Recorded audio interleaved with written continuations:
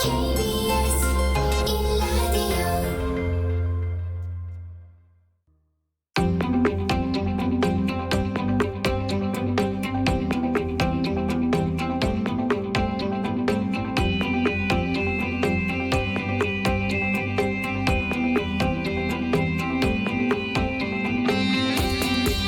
김성환의 시사야.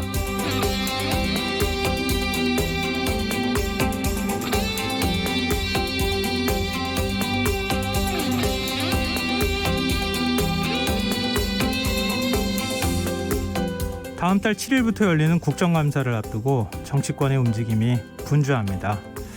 여야는 국감 증인으로 누구를 부를 것인지 논의를 이어가고 있는데요. 오늘 EBS의 인기 캐릭터 팽수가 때 아닌 소환을 당했습니다. 국민의힘 황보승희 의원은 출연자의 처우를 점검하겠다며 팽수를 국감 증인으로 신청했는데요. 여야 협상 끝에 팽수는 증인이 아닌 참고인으로 채택됐지만 온라인상에서는 팽수를 통해 이슈화를 꾀하는 게 아니냐는 비판이 나오고 있습니다. 사실 국감 때마다 이런 논란이 반복되고 있죠. 뉴트리아, 벵갈 고양이 같은 이색 동물을 등장시켜서 질의 내용이 아닌 단순 이슈로 주목받는 사례가 많은데요. 이런 행태 과연 어떻게 생각해야 할까요? 국정감사는 의정활동의 꽃이라고 부릅니다. 정부에 대한 국회의 감시 견제 기능을 보여주는 장이 되기 때문이죠. 21대 국회는 초선 의원 비율이 절반이 넘는데요. 초선 의원의 새로운 각오로 과거 국회의 구태를 답습하는 일이 없었으면 합니다. 시사평론가 김성환입니다. 국회가 오늘 본회의를 열고 코로나19 사태로 어려움을 겪는 업종과 계층을 지원하는 민생 법안을 잇따라 통과시켰는데요. 잠시 후 뉴스에서 자세한 소식 살펴보겠습니다. 더 깊이 있게 들여다보는 인터뷰 시간에는 우리 어업지도성 공무원을 북한이 피격한 사건을 어떻게 봐야 하는지 전문가와 이야기 나눠보겠습니다. 김성환의 시사에는 청취자 여러분의 참여를 기다립니다. 방송 내용과 관련해 의견 있으신 분들은 문자 보내주십시오. 당첨된 분들께는 모바일 상품권 보내드릴 텐데요. 참여하실 번호는 샵 9730이고요. 짧은 문자는 50원, 긴 문자는 100원의 이용료가 부과됩니다. 콩 게시판을 통해서도 무료로 참여하실 수 있고요. KBS 라디오 유튜브 채널을 통해서도 실시간으로 시청 참여하실 수 있습니다.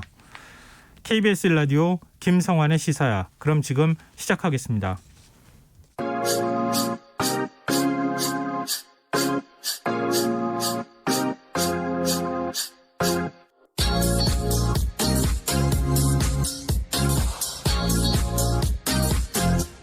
KBS 1라디오 김성환의 시사야.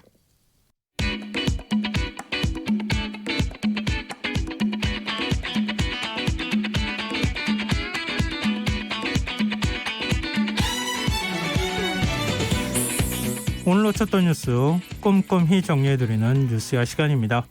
오늘은 곽재훈 프레시안 기자 나와 계십니다. 안녕하세요. 네, 안녕하세요. 오늘 다뤄야 될 뉴스가 굉장히 많으니까요. 일단 먼저 코로나19 소식부터 좀 살펴보죠. 신규 확진자 수가 또 세 자릿수를 기록했어요. 네, 어제에 이어서 이틀 연속 세 자릿수가 나왔는데요.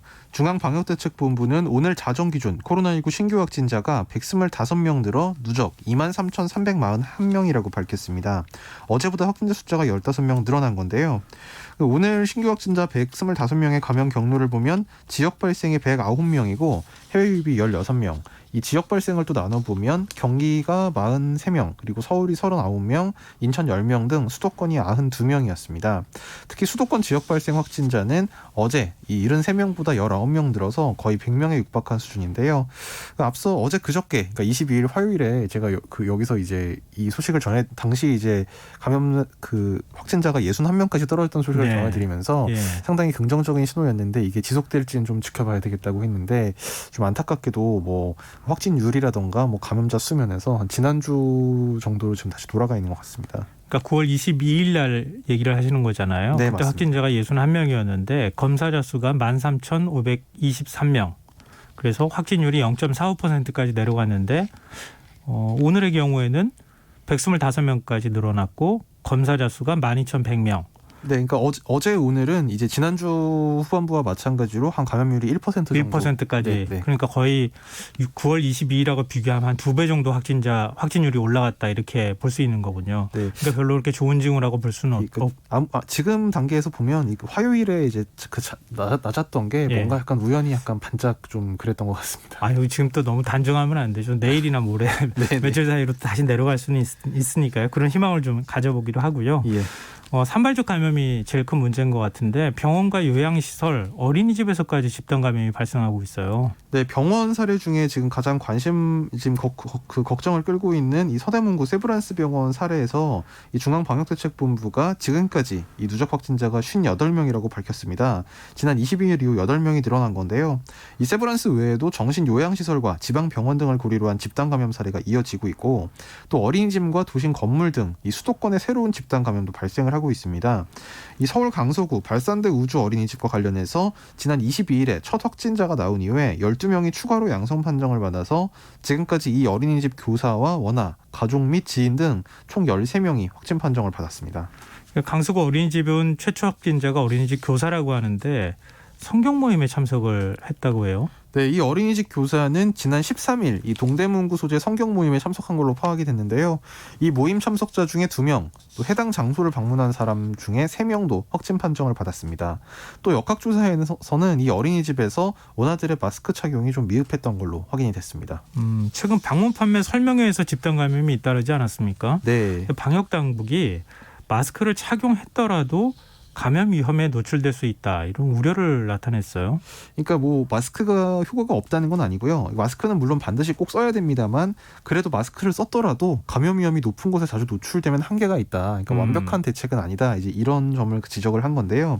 오늘 중앙방역대책본부는 이 정례 브리핑에서 무려 70여 명의 확진자가 발생한 동충하초 사업 설명회 집단 감염 세부 현황을 공개를 하기도 했습니다.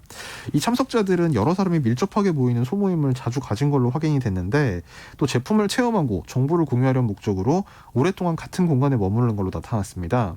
그러니까 노출 시간이 길수록 아시다시피 코로나 감염 위험이 더 커지는데요.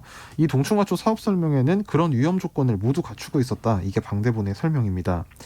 이 방문 판매 모임 관련 첫 확진자는 50대 여성으로 지난달 30일 확진 판정을 받았는데 이 확진자는 지인으로부터 감염된 뒤에 지난달 29일 대구에서 열린 이 상품 설명회에 참석했고 이곳을 방문했던 26명 중에 무려 25명을 감염시켰습니다. 이 방대본은 감염률이 무려 96.2%에 달했고 일상적인 감염률과 크게 비교된다면서 방문 판매는 감염 확률을 높이는 거의 모든 조건을 갖추고 있다. 이렇게 경각심을 당부했습니다. 지금 개천절 보수단체 집회 이거 어떻게 할 것이냐 이걸 두고 이제 설왕설래도 있고 그리고 우려도 지금 높은 상황인데요. 김문숙 전 경기도 도지사를 비롯한 일부 보수단체들이 대표들이 이 차량 시위를 하겠다 이런 식의 입장을 발표했어요. 네, 오늘 오전에 이제 이런 입장 발표가 있었는데요. 이 김문수 전 경기지사와 서경석 목사 등 이제 일부 보수단체 회원들이 오늘 국회 앞 기자회견을 열고 광화문 집회를 개최하지 않을 것을 선언한다면서 이 집회가 열리면 보수단체를 코로나 전파 주범으로 매도해서 국민 신뢰를 추락시키고 정권에 유리한 국면을 조성하려 할 것이다. 이런 주장을 폈습니다. 다만 그러면서 정부가 쳐놓은 코로나 덫에 걸리지 않으면서 우리 의사를 표출시키는 유일한 방법은 최근 주목받는 카퍼레이드 방식이다. 이렇게 주장을 했는데요. 실제로 이 새로운 한국을 위한 국민운동이란 이 단체는 개천절 오후 1시부터 여의도 정경련회관에서 광화문 광장을 거쳐서 서초경찰서까지 차량 행진을 하겠다. 이 신고 규모는 총 차량 200대로 지금 신고를 한 상태입니다. 경찰은 다만 이 차량 시위도 이 감염증 재확산 불씨가 될 수 있다. 이렇게 경찰에서 이렇게 주장을 하면서 허용하지 않겠다는 방침을 밝히고 있는데 이 김문수 전 지사는 이에 대해서 합법적 범위 내에서 드라이브 스루 형식 차량 시위를 할 것이라면서 9대씩 끊어서 출발하는 식으로 진행하겠다. 이렇게 설명을 하기도 했습니다. 지금 카퍼레이드라고 하는 표현도 사용했던데 드라이브 스루나 카퍼레이드 이런 표현이 적절한 건 아니겠죠? 차량 시위라고 봐야 되는 거죠? 근데 차량 시위든 카퍼레이드든 그게 아주 정확한 분류가 있는 건 아닙니다만 사실 앞서서 그런 사례들이 있기 때문에 좀 이걸 어떻게 봐야 될지는 의견이 좀 갈리는 상황입니다. 근데 지금 나머지 그러면 보수단체들 있죠? 지금 8.15 집회 참가자 비상대책위원회라고 불러야 되나요? 네, 그 단체에서는 그러면 대면 집회를 하겠다 이런 얘기인가요? 예, 이 단체는 계속 대면 집회를 하겠다는 입장인데요. 지난 15일 광복절 집회를 주도한 8.15 비대위라는 단체의 최인식 사무총장은 개천절 집회 강행 입장에 변함이 없다면서 내일 그 서울행정법원에 가처분 소송까지 제기하겠다. 이 자리에서 기자회견까지 열겠다. 이런 입장을 밝혔습니다. 그럼 만약에 두 집회가 같이 이루어지면 어떻게 되는 거예요? 이거 한쪽에서는 대면 집회하고 한쪽에서는 차량 시위하고 이렇게 되는 건가요? 그러니까 차량 시위에 대해서는 아까 제가 말씀드렸다시피 네. 좀 뭐 어떻게 봐야 되는지 지금 뭐 진영별로 또 뭐 정치인들 간에도 입장이 좀 달라서 뭐 그거는 좀 판단을 해봐야 되겠습니다만. 방역 대책에 협조한다고 하는 전제가 있다면 표현의 자유로 인정해 줘야 되는 건 아니냐? 뭐 예. 이재명 경기도지사도 그런 식의 이제 얘기를 하기도 했는데. 예, 뭐 이재명 지사도 이재명 지사고요. 그 앞서 생각해 보면 이제 7월달에 예를 들면 뭐 이석기 전 의원 석방 촉구 차량 집회가 실제로 서울 시내에서 열린 적도 있고, 네. 5월달에는 이제 뭐 기억하시겠습니다만 그 전두환 전 대통령 동상을 실은 이제 차가 그 여의도에서 연희동까지 차량 행진을 하는 방식으로도 시위를 한 적이 있거든요. 그래서 뭐 이런 전례가 있다 보니까 뭐 어떻게 봐야 될지 약간 복잡한 면이 있는데 물론 이렇게 이 8.15 비대위에서 하는 대면 방식의 이 군중 밀집 집회를 하겠다. 이거는 당연히 절대로 안 되는 거죠. 근데 만약에 방역이 협조한다 하더라도 예를 들어서 차량 시위가 끝나고 난 다음에 사람들끼리 뭐 만나가지고 또 뭔가를 한다거나 이렇게 하지 않는다고 하는 좀 믿음 같은 게 있어야 되지 않을까. 또 약속 같은 걸 좀 해줘야 되지 않을까 이런 생각도 듭니다. 그리고 전국 의과대학 본과 4학년 학생들이 의사 국가고시 시험에 그동안에는 응시하겠다는 입장을 안 밝혔었잖아요. 근데 네. 이번에 응시하겠다는 입장을 정리를 했네요. 네, 오늘 전국 40대 의과대학과 의전 이 본과 4학년 대표들이 전국 40개 의대 전원 본과 4학년이 이 국시에 대한 응시 의사를 표명한다. 이런 공동 성명서를 발표했습니다. 의대생들은 성명에서 코로나 확산으로 인해 국민 건강권이 위협받고 의료 인력 수급 문제가 대두되는 현 시점에서 학생 본연의 자리로 돌아가 옳은 가치와 바른 의료를 위해 노력하겠다면서 앞으로 대한민국의 건강한 의료 환경 정립에 국민 여러분의 소중한 관심과 지지를 부탁드린다고 밝혔습니다. 대국민 사과는 혹시 했습니까? 뭐 그런 내용은 없었는데요, 보시다시피. 전혀 그런 언급이 없었어요. 뭐 근데 이제 의료계 안에서는 뭐 이를테면 전공의들이나 의사들이 이제 파업을 이제 했던 거랑은 달리 의대생, 그러니까 의사 면허가 없는 의대생들의 경우에 뭐 무슨 뭐 환자들에게 불편을 직접적으로 초래한 건 없지 환자들한테, 않느냐. 예. 네네. 뭐 그런 의미에서 뭐 사과가 적절하지 않다. 뭐 이런 의견도 의료계 안에서는 좀 있는 것 같습니다. 대한의사협회는 의대생 구제를 지금 계속 요구하고 있는 상황인 거죠. 네, 의대 교수협의회 그리고 의대 의학전문대 학원협의회 등에서는 이제 국시응사 의사를 정부에 전달하고 의료 공백 해소를 위해선 재응시가 필요하다 이런 입장인데요. 이 한희철 이 전문대학원협의회 이사장은 국민들이 공정성과 관련 불만을 갖겠지만 현실적으로 국민 건강권을 보호하는 측면에서 의사 배출은 필요하다 이렇게 강조했고요. 의사협회도 오늘 성명서를 내고 학생들이 본연의 자리에 설 수 있도록 정부가 전향적 조치로 화답하라고 촉구했습니다. 근데 이전과 달리 뭔가 변화가 있기는 한데 정부 입장은 어떻습니까? 예, 정부는 이게 추가 기회부를 부여하는 것은 형평성 측면에서 불가하다 이런 기존 방침에 변함이 없다고 밝혔는데요. 보건복지부는 정부 기존 입장에 변함이 없다면서 의대생들의 의사표명만으로 추가적인 국시 기회를 부여하는 것은 가능한 상황이 아니다. 또 의사 국시에 따른 추가적 기회 부여는 다른 국가시험과의 형평성, 공정성에 대한 문제와 이에 따른 국민적 수용성을 종합적으로 고려해야 할 사항이다. 이런 입장을 밝혔습니다. 그동안에 집단 진료 구보와 관련해서 제가 기억하기로는 사과를 한 곳은 전국 의과대 교수협의회나 이런 곳밖에 없다. 그러니까 교수들은 사과하는데 학생들은 우리는 직접 진료를 하지 않기 때문에 사과할 필요가 없다. 전공의협의회는 우린 사과할 이유가 없다. 대한의사협회도 그럴 필요가 없다. 이거 어떻게 해석해야 될지 모르겠네요. 교수 스승은 사과하고 제자는 사과하지 않는 모습. 그리고 대한의사협회가 오는 27일 최대집 의협 회장에 대한 신임 여부를 묻는 투표를 할 예정이라고 하더라고요. 네, 지금 의료계의 강경파에서 이 최대집 의협 회장이 지난 4일 정부 여당과 이 그 협의를 맺은 데 대해서 강력 반발하면서 이 최 회장 등 지금 의협 집행부에 대한 탄핵안을 제출을 한 상태인데요.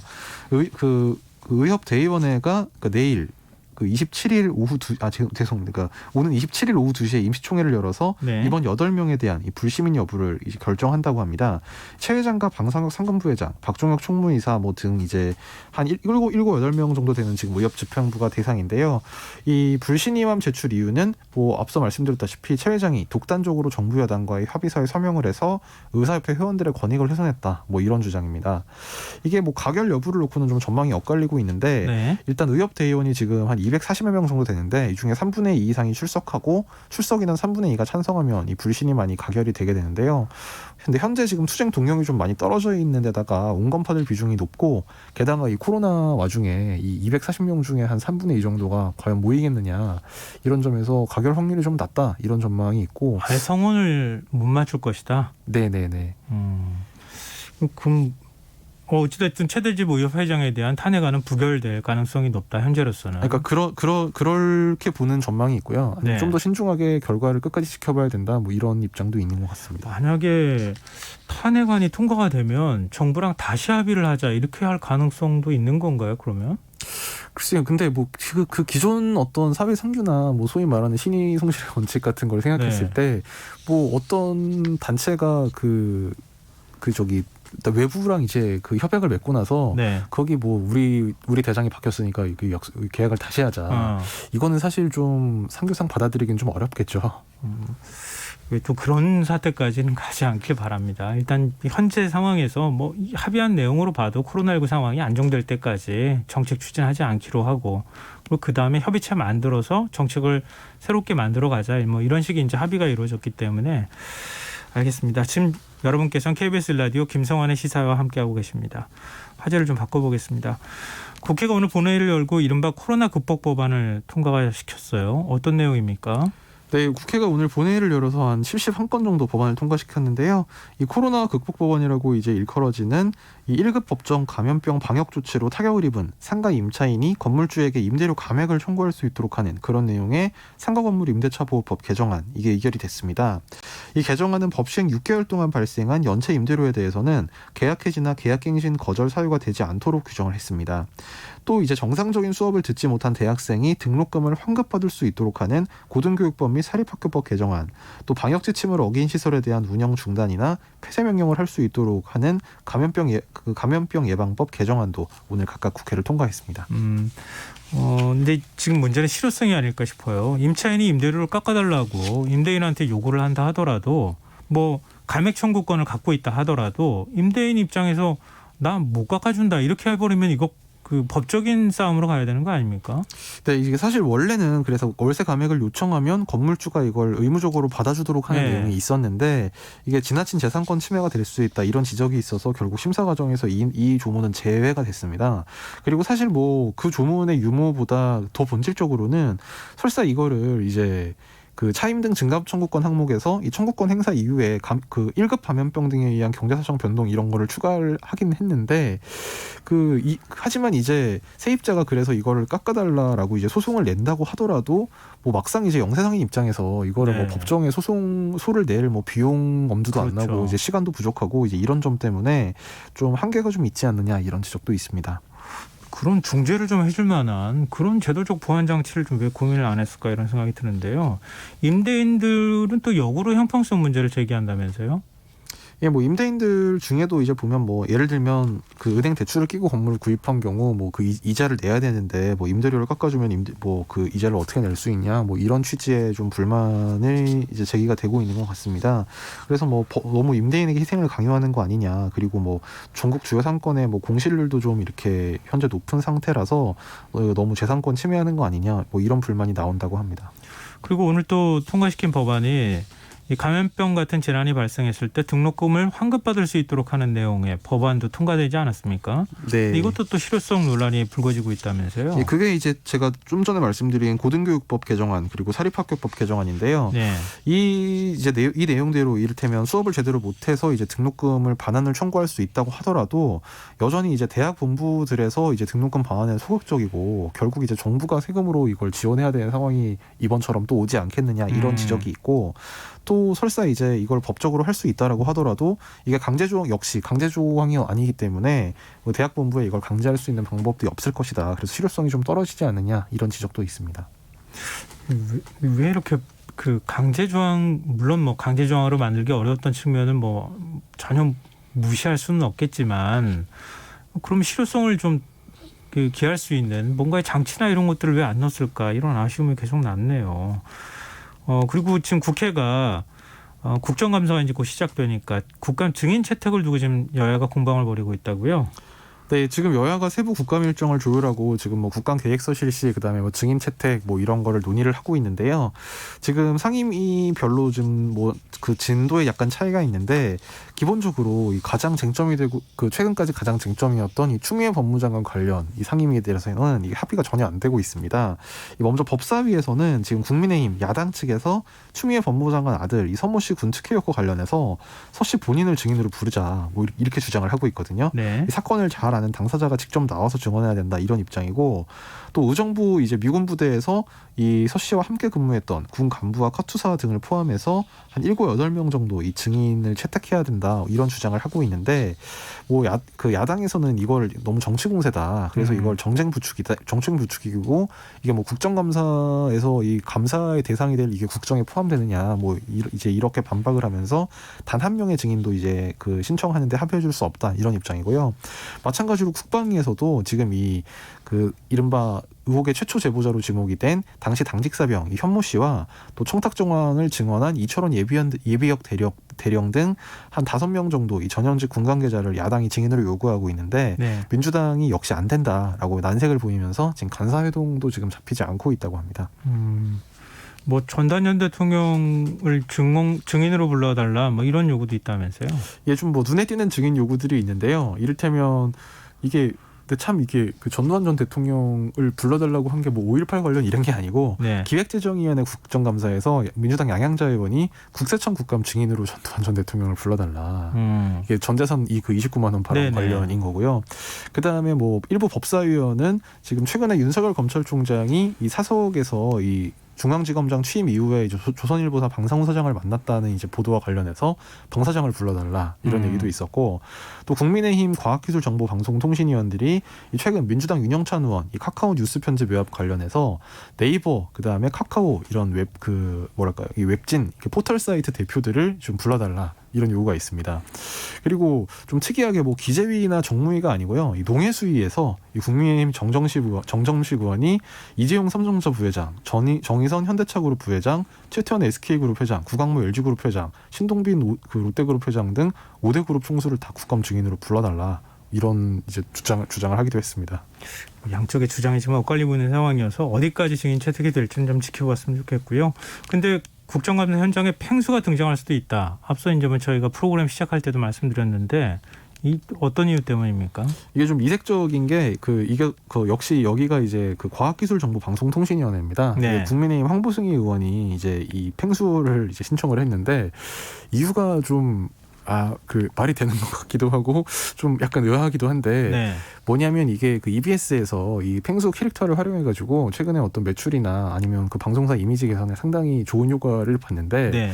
이 두 가지 문제가 있는데, 첫 번째로 그러면 이 팽수의 캐릭터를 만든 이제 뭐 그 저작권자 PD나 아니면 연기자가 거기에 대해서 얼마나 보상을 받았느냐, 정당한 대가를 지급했느냐, 요거를 보겠다는 거고요. 네. 그리고 두 번째는 이 최근에 뭐 팽수 캐릭터 본인이 이제 방송에 나와서 너무 바쁘다 막 이런 얘기를 했는데 너무 지나치게 이 착취한 거 아니냐, 너무 겹치게 뭐 무리한 출연 요구가 없었느냐 뭐 이런 점을 물어보겠다고 하는데, 일단 그 시선을 끄는 데는 성공한 것 같습니다. 꼭 그렇게 해야지 알 수 있는 거예요. 팽수를 꼭 불러야지 알 수 있는 겁니까? 그게 그건 아닌 것 서면 같아요. 답변을 해도 될 것 같은데, 근데 뭐 걱정하시는 분들이 있던데, 만약에 뭐 아직까지 출연이 아니라 출석 여부는 확정이 안 됐습니다만, 네. 출석을 한다고 해도 이 탈은 벗지 않는다고 합니다.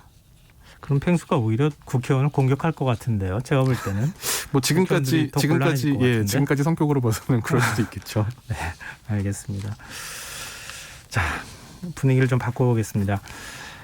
지난 21일 오전 소연평도 인근 해상에서 실종된 어업지도선 공무원, 북한군의 총격에 사망했다는 사실이 알려져서 지금 충격을 주고 있어요. 네, 북한이 지난 21일 연평도 해상에서 임무를 수행 중이던 이 해양수산부 소속 어업지도선 선원에 총격을 가한 뒤에 시신을 화장한 것이 드러나서 지금 충격을 주고 있습니다. 정부는 북한 행태를 강력히 규탄하면서 책임자 처벌을 촉구하고 나섰는데요. 안영호 합동참모본부 작전본부장은 오늘 오전 브리핑에서 군은 지난 21일 오후 3시경 소연평도 남방 1.2마일 해상에서 해양수산부 소속 어업지도원 선원 1명이 실종됐다는 상황을 해경으로부터 접수했다면서 실종된 그 어업지도 공무원 A씨는 소연평도 인근 해상 어업지도선에서 어업지도 업무를 수행 중이었다고 밝혔습니다. 안본부장은 다양한 촉보를 정밀 분석한 결과 북한이 북측 해역에서 발견된 우리 국민에 대해 총격을 가하고 시신을 불태우는 만행을 저질렀음을 확인했다. 이렇게 발표를 했습니다. 합참은 이어서 군은 북한의 이러한 만행을 강력히 규탄하고 이에 따른 북한의 해명과 책임자 처벌을 강력히 촉구한다면서 아울러 우리 국민을 대상으로 저지른 만행에 따른 모든 책임은 북한에 있음을 엄중히 경고한다고 밝혔습니다. 문재인 대통령도 북한 당국에 책임 있는 조치를 요구했죠. 네, 문 대통령은 오늘 관련 보고를 받은 후 충격적인 사건으로 매우 유감스럽다면서 어떤 이유로도 용납될 수 없다 이렇게 말을 했습니다. 문 대통령은 북한 당국은 책임 있는 답변과 조치를 취해야 한다면서 군은 경계 태세를 더욱 강화하고 국민 생명과 안전을 보호하기 위한 만반의 태세를 갖추라고 지시를 했습니다. 청와대 관계자에 따르면 문 대통령은 NSC 상임위원회를 소집해서 정부 입장을 정리하고 현재까지 밝혀진 내용을 국민들에게 있는 그대로 발표하라 이렇게 지시를 하기도 했습니다. 이 한편 이 청와대 관계자들은 이 사건 관련 청와대 대응이 좀 늦어졌다 이런 지적이 있는 데 대해서 네. 북한과 한 라인이 끊어져 있었다면서 유엔사를 통해 확인을 부탁했다 이렇게 설명을 했습니다. 이 앞서서 이 청와대 NSC 서주석 사무처장도 오늘 이제 NSC 회의 후에 춘추관에서 브리핑을 열고 북한군이 아무 무장도 하지 않고 저항 의사가 없는 우리 국민을 총격으로 살해하고 시신을 훼손한 것은 어떤 이유로도 정당화될 수 없다면서 북한이 모든 책임을 지고 진상을 명백히 밝히고 책임자를 엄중 처벌해야 한다 이런 공식 입장을 발표를 했었습니다. 지금 근데 국방부는 우리 군 당국은 이 피격된 어업지도선 공무원이 월북 시도를 한 정황이 있다 이렇게 발표했어요. 네, 이제 군 관계자는 이 그 정황에 대해서 한 4가지 정도를 들었는데요. 네. 먼저 이 실종자가 구명조끼를 착용한 점, 그리고 신발을 유기한 점, 또 소형 부유물을 이용한 점 이렇게 3가지는 이제 좀 정황 증거로 제시를 했고 네. 또 월북 의사를 표명한 점 등을 고려했을 때 이렇게 발표를 했습니다. 그래서 이런 점을 고려했을 때 잦은 월북 시도를 한 가능성이 높다 이렇게 판단을 했다는 건데요. 다만 이제 이게 실종자가 이 북측 해역에서 월북 의사를 이제 북측 인원들에게 어떻게 표명했느냐 이 점에 대해서는 이제 정보 사항이라서 공개적으로 밝힐 수는 없다고 밝혔습니다. 우리 정보 자산을 통해서 확보한 내용인데 구체적으로 그걸 내용을 밝히면은 일종의 군기밀이 유출될 수 있다 이런 얘기군요. 네, 맞습니다. 또 오늘 국회에서도 긴급 현안 보고가 있었어요.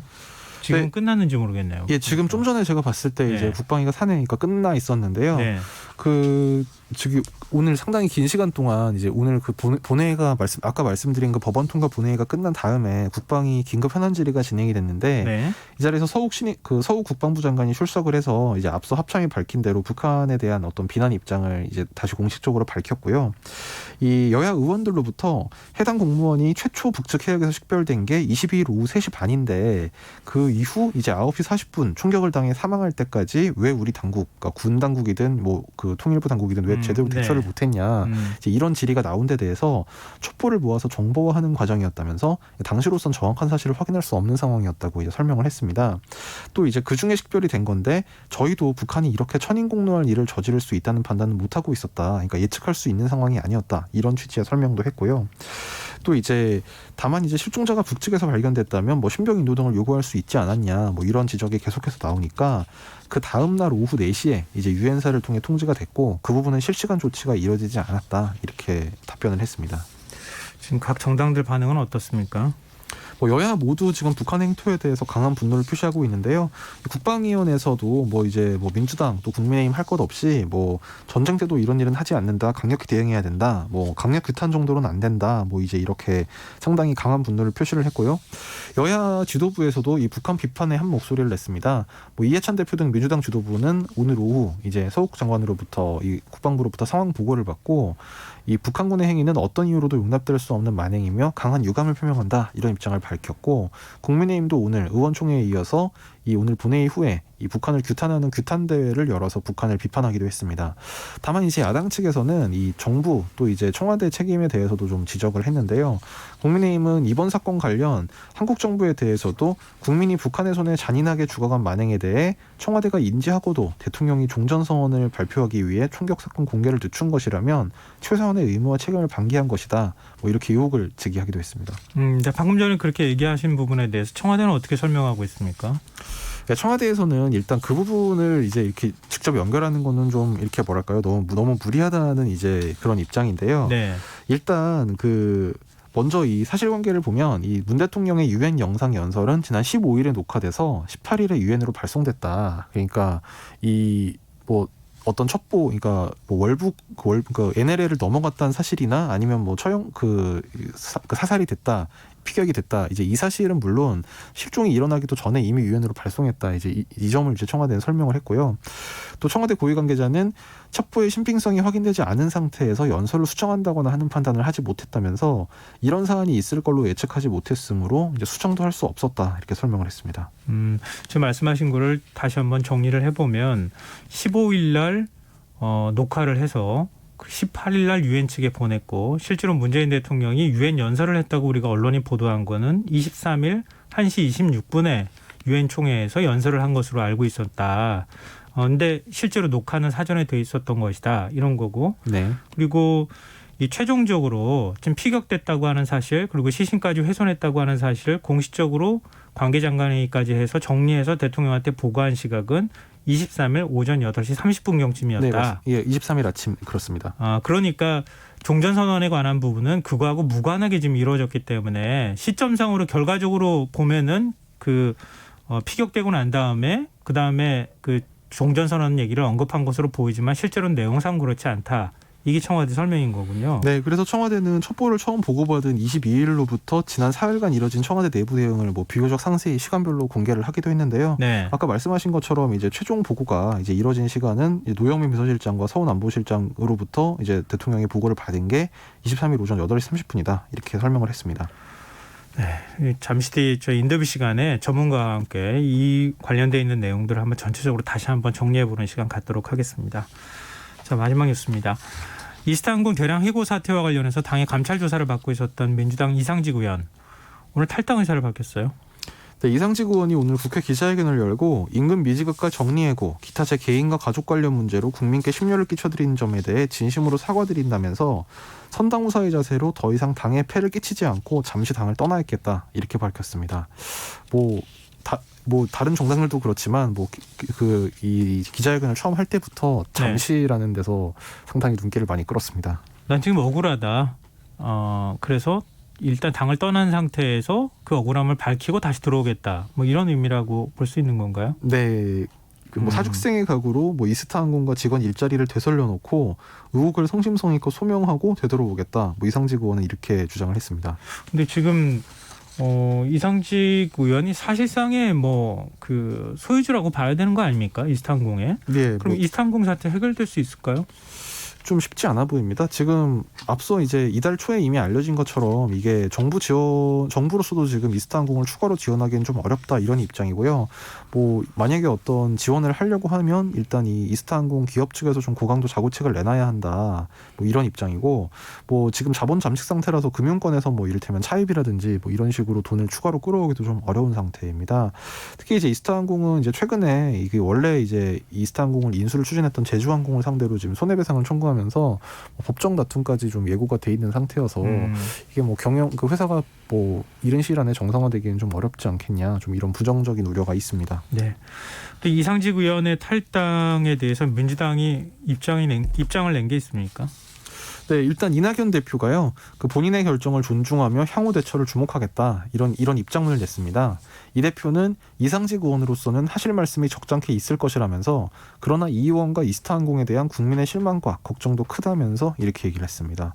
또 민주당 허영 대변인은 허영 대변인 명의 성명을 통해서는 이 의원의 탈당에 대해 국민과 당원들께 송구스럽다면서 김원걸 이상직 의원 사례가 당 소속 모든 공직자에게 자성의 계기가 되도록 하고 경각심을 갖도록 하겠다고 밝혔습니다. 다른 정당들 반응은 어떻습니까? 국민의힘은 부대변인 논평을 냈는데요. 탈당으로 꼬리 자르게 했다는 비난을 면하기 어렵다. 그동안 의혹에 침묵하고 당 부대변인까지 나서 사태를 무마하려 했던 것에 대해 사과하라. 이런 주장을 했고요. 정의당에서는 잠시만 탈당이라고 하니 기가 막히고 어이가 없다면서 그동안 사회적 물의를 일으킨 정치인들이 탈당하고 시간이 지나면 복당해서 다시 활동하는 게 일상화돼 있으니 대놓고 복당한다고 말하는 것도 거리낌이 없는 지경에 이르렀다. 이렇게 꼬집었습니다. 근데 국민의힘은 박덕흠 의원도 탈당하지 않았습니까? 그러니까 말입니다. 의원직 사퇴를 요구할 수 있는 상황이 아닌 것 같은데요. 이제 아무래도 이제 국민의힘에서도 뭐 어떤 이를테면 뭐 국민의힘은 수석 대변인은 없습니다만 어쨌든 뭐 대변인이나 원내대변인 같은 좀 책임 있는 직함에서는 별다른 언급이 나오지 않았고 네. 이 부대변인 논평만 나온 게 아마 그런 사정이 좀 작용한 게 아닐까 이런 생각도 듭니다. 근데 사실 이렇게 탈당하면 방법이 없잖아요. 지금 윤리특위라고 있어도 지금 뭐 제대로 가동되고 있지도 않은 상황이고 또 어떻게 해야 되는 겁니까? 이건 이해충돌방지법을 통과시키고 그리고 일단 기존에 발생한 문제들은 결국 뭐 탈당하는 것으로 그냥 마무리되는 겁니까? 뭐 너무 언론적인 문제입니다만 너무 언론적인 얘기입니다만 그래서 처음부터 공천을 잘 해야 되겠고요. 정당들에서. 그다음에 이제 그런 정당들의 공천에 대해서 유권자들이 잘 감시를 해야 되겠고요. 윤리특위 문제는 이제 물론 지금 이제 여야가 계속 윤리특위를 강화하자는 게 뭐 지난 91년부터 이제 계속 이제 국회 개혁, 정치 개혁 일환으로 이제 얘기가 되어 왔는데 이게 사실 뭐 국회에서 이렇게 그 실제로 어떤 의원에 대해서 징계안을 처리한 게 지금 한 건 정도 있습니다. 이게 강용석 의원 당시 네. 사건이었는데 그것도 원래는 제명안이었다가 이게 부결이 돼가지고 그 30일 출석 정지 뭐 이렇게 사실 하나만한 징계가 됐는데요. 그래서 이 뭐 물론 윤리특위 강화하는 방안도 있을 수 있겠습니다만 뭐 이제 그건 이제 여야가 좀 앞으로 추가적인 협의를 통해서 뭐 그런 방향으로 좀 발전을 시켜 나갈 수도 있겠습니다만 당장 어떻게 윤리특위에서 제재를 하긴 좀 어려워 보이고 만약에 지금 박덕흠 의원이나 이상직 의원 같은 경우에 윤리특위에 제소가 된다고 하더라도 윤리특위 산하에 그 뭐 조사위원회라고 산하에 또 따로 이제 실무기구를 만드는 게 있거든요. 그 조사하고 이제 이렇게 하면 벌써 몇 달이 지나고 이렇게 되면 뭐 국민들의 관심이 좀 떨어진 상황에서 이게 흐지부지 될 가능성이 상당히 있습니다. 네.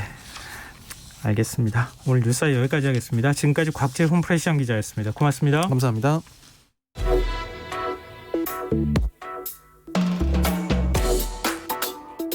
더 나은 내일을 준비하는 시간 KBS 1라디오 김성환의 시사야. 앞선 뉴스에서도 전해드렸듯이 북한이 서해상에서 실종된 우리 국민에게 총격을 가하고 또 시신을 불태우는 만행을 저질렀습니다.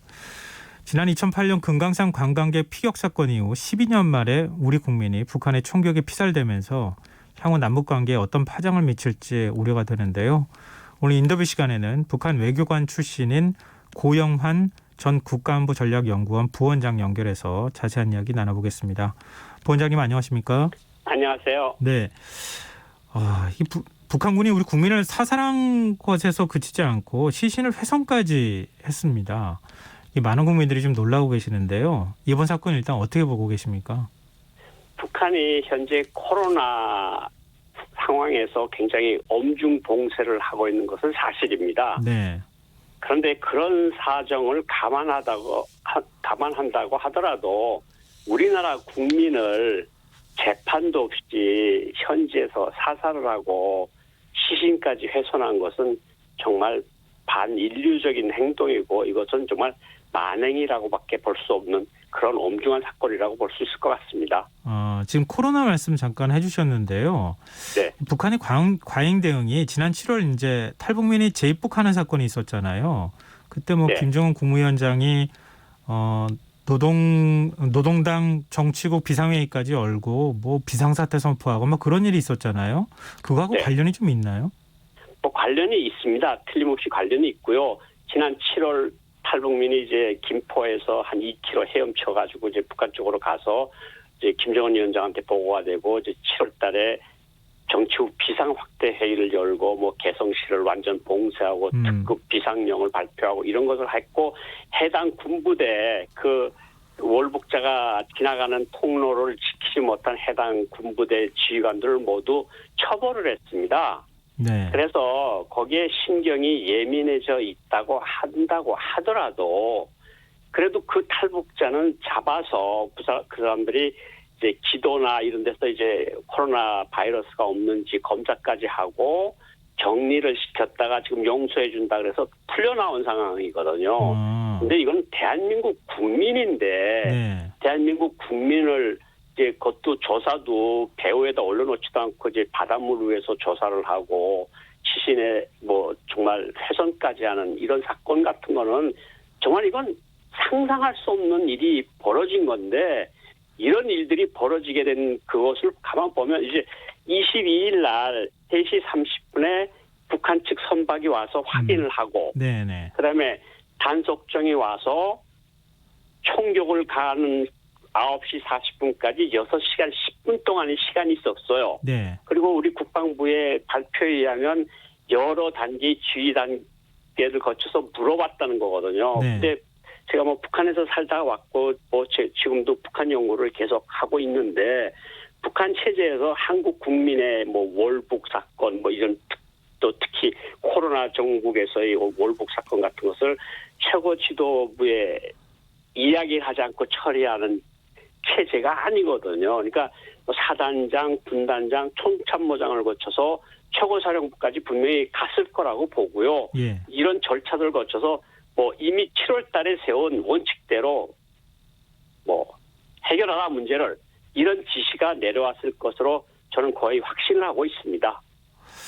근데 우리 국방부가 이제 북한군 단속정이 상부 지시로 사격을 가한 것으로 보인다 이렇게 발표까지 했는데요. 지금 말씀하신 네. 내용하고 일맥상통하는 것인데, 근데 북측 최고 그 지도부 차원까지 만약에 보고가 올라갔다고 하면 네. 남쪽에 뭐 민간인 아닙니까?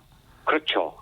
지금 뭐 월북 의사를 밝혔느냐 아니냐 뭐 이건 뭐 논란이 있기는 하지만 민간인이 네. 왔는데 그 민간인을 그 자리에서 사살하고 그리고 또 시신까지 훼손하도록 불에 태웠다 이렇게까지 나오는데 굳이 네. 이렇게까지 할 필요 있을까요? 국제사회에서 얼마나 많은 지탄을 받겠습니까?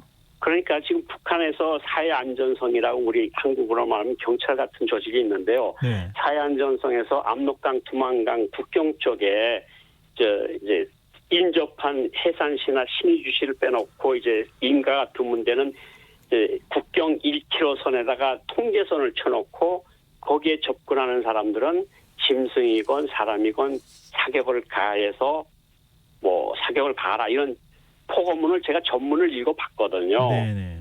그런데 그거는 뭐 사실 뭐 북한 사람이라 그래서 그렇게 해야 된다는 말은 절대 아닙니다. 뭐 인도주의적으로 그렇게 하면 안 되죠. 사람을 총으로 쏘고 이러는 일은 하면 안 되는데 이건 한국 국민이잖아요. 네. 그리고 아무런 무장도 하지 않은 한국 공무원이고 게다가 일부 보도나 뭐 발표에 의하면 뭐 귀순 월북 의사를 밝혔다는 말까지 나오는데 이건 정말 차지하고라도 만약 그런데 상황에서 저는 뭐 북으로 왔습니다. 그러면 정말로 100번 양보하면 어떻게 하면 되는가 하면 방독면과 방독복을 북한 군인들이 다 입고 있었다 그러잖아요. 그러면 네네. 감염이 안 될 거 아닙니까? 그러면 그 사람을 데려다가 일정한 장소에다 갖다 두고 격리를 하면서 신문을 해서 귀순 의사가 뭐 월북 의사가 있었다면 월북을 하든가 아니면 제가 잘못 들어왔습니다. 표류했습니다. 그러면 한국 정부에 통보를 해서 보내주는 게 옳거든요. 우리 정부는 내내 그렇게 시정일관 해왔거든요. 가겠다는 네. 사람은 보내준 거 아닙니까? 네. 그러면 상호성의 원칙도 있고 민간인이고 국제 조약도 있고 국제 합의도 있고 이런데 그냥 아무런 것도 없이 재판도 없이 말하면 직결 처형이나 비슷한 거 아닙니까? 그냥 그 자리에서 쐈는데 거기다 시신까지 불사르고 이런 거는 저는 뭐 사단장이나 연대장이나 군단장 차원에서는 북한에서 이런 일이 일어나리라고는 거의 상상하기가 어렵고요. 최고 단계까지 갔다고 보는데 뭐 그런 것 같습니다. 그러니까 코로나가 올 수가 있으니까 그냥 무조건 코로나가 공화국에 뭐 땅을 붙이지 못하게끔 그냥 엄중하게 대처하라. 이런 지시가 위에서 분명히 있었다고 생각을 합니다. 우리 군 당국도 설마 이렇게까지 할 줄은 몰랐다 이런 표현도 사용했거든요. 그러니까 기존에는 서로 이 정도까지 상황이 오면 서로 간에 통신을 하고 그리고 뭐 실종자라고 하면 다시 되돌려보내고 월북을 했다 하더라도 그 목적이나 이런 것들을 판단해서 다시 되돌려보내는 경우도 있지 않습니까? 그렇죠. 근데 왜 이렇게 북측이 무리수를 들은 건가? 일종의 뭐 네. 남측을 향해서 뭔가 메시지를 던지려고 하는 목적이 있었던 건가? 이런 생각까지 들 정도예요. 뭐 남측에 보내는 메시지는 뭐 지난 6월 달에 남북 공동 연락사무소 폭파로 이미 명백한 메시지를 북한은 보냈다고 저는 판단을 하고 있고요. 사실 그 연장선상에서도 볼 수 있는 사안이거든요. 그러니까 남측에 뭐 우리하고 상대할 생각을 하지 말라 이런 식의 간접적인 메시지일 가능성도 있고요. 예. 실질적으로는 뭐 북한이 좀 그렇게 내부적으로 많이 지금 당년들을 통해서 이제 주민들에게 이야기하는 것이 남조선 뭐 국가정보원이 코로나 바이러스를 물건과 뭐 전단과 뭐 어떤 것을 통해서 뭐 북한 땅에 들이밀어서 북한을 이제 어떤 사멸시키려고 한다. 이런 강연들을 계속하고 있다는 그런 이야기들을 계속해서 저희들이 듣고 있거든요. 네. 뭐 이런 차원에서 뭔가 뭐 북한은 정말 뭐 우리는 코로나는 정말 절대로 용서할 수 없어. 이거는 절대로 우리 공화국 땅에 들어올 수가 없어. 이렇게 하는 차원이라고 생각을 해요. 북한 입장에서 본다고 하면. 네. 그런데 북한은 국제사회에서 일원이잖아요. 국제사회 일원이고 뭐 유엔에 가입한 국가고 국제법을 지키겠다고 말로는 하는 나라인데 정말 앵커께서 말씀하신 것처럼 조사를 하고 격리를 하고 그리고 물어봐서 정말 북한에서 살겠습니다. 그러면 북한에 살겠다고 했다 하고 기자회견을 하게 하든가 아니면 우리 측에 내가 잘못 테러를 해서 바닷물에 떨어져서 여기까지 왔습니다. 그럼 우리 측에다 통보를 하고 뭐 한 30일은 30일 있다가 조사 끝내고 다 끝내고 돌려보내는 것이 정상국가가 아니겠습니까? 네. 그런데 정말 이렇게 우리 군이 보고 있을 것을 알면서도 밤에 그 시신을 불로써 훼손을 하는 행위까지 한 것은 이건 정말 제가 북한에서 살다 온 사람이라고 한다고 해도 저도 상상이 안 갈 정도로 정말 충격적인 사건이라고 생각합니다. 근데 좀 궁금한 것이요. 지난 7월 그 제2북 사건이 있었지 않습니까? 그때는 네. 북측이 대대적으로 공개를 했었어요. 그 내용을. 네. 이번 사건에 대해서는 지금까지 침묵하고 있단 말이죠. 네. 그 이유가 뭘까요? 사실은 북한이 뭐 좀 과잉 대응을 한 거는 틀림없지 않습니까? 그리고 이런 것을 대응을 하면 할수록 한국 측에 아니면 국제사회 측에 논리에 빠져들 수 있다. 그러니까 그냥 철저히 그냥 무관심, 무대응으로 일관하라.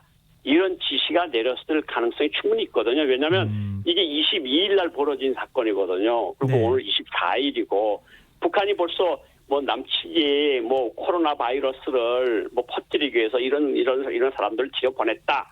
그래서 뭐 우리 군에 의해서 뭐 정지 구호에도 불구하고 계속 응하지 않아서 우리는 불가피하게 총격을 가할 수밖에 없었다. 이렇게라도 나와야 되는 게 맞거든요. 근데 네.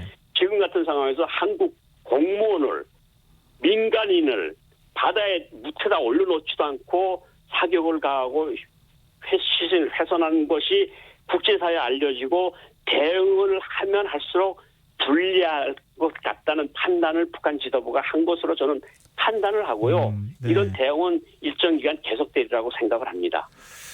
그 지금 또 궁금한 부분이요. 자진월북에 대해서 이게 진짜 자진월북이 맞는 거냐. 지금 유가족들은 지금 이제 그 소연평도 남방 2km 정도의 지점에서 지금 실종이 된 상태였는데 북서쪽 방향 38km 정도 떨어진 곳에서 발견이 됐다는 거예요.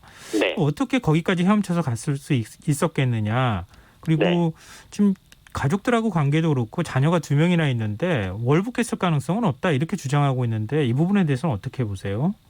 저는 그분이 그런 계통에서 근무를 했으니까 아마 바다 뭐 간조 만조 이런 것들을 잘 알리라고 생각을 하고요. 사실은 그 소연평도 밑으로 2.2km 밑에서 결국은 그 표류가 돼서 38km 쪽으로 등산로 쪽으로 갔거든요. 근데 직선거리로 해도 22.2km입니다. 근데 생각해 보세요. 지금 많이 날이 쌀쌀하고 바다 온도가 한 18도, 20도 된다고 하는데 사실 그 사람이 월북을 하려고 했으면 뭐 월북자가 갔던 것처럼 왜 김포에서 2km 정도 헤엄쳐서 가서 그 사람은 월북자가 지난 7월 달에 들어갔잖아요. 그런데 22.2km 떨어진 데서 그 22.2km를 직선으로 간다고 해도 어렵겠는데 38km를 이렇게 사선으로 해서 북한군 몰려있는 북한군이 많이 집중되어 있는 그 등산로 쪽으로 갔거든요. 해군이 많은 데로.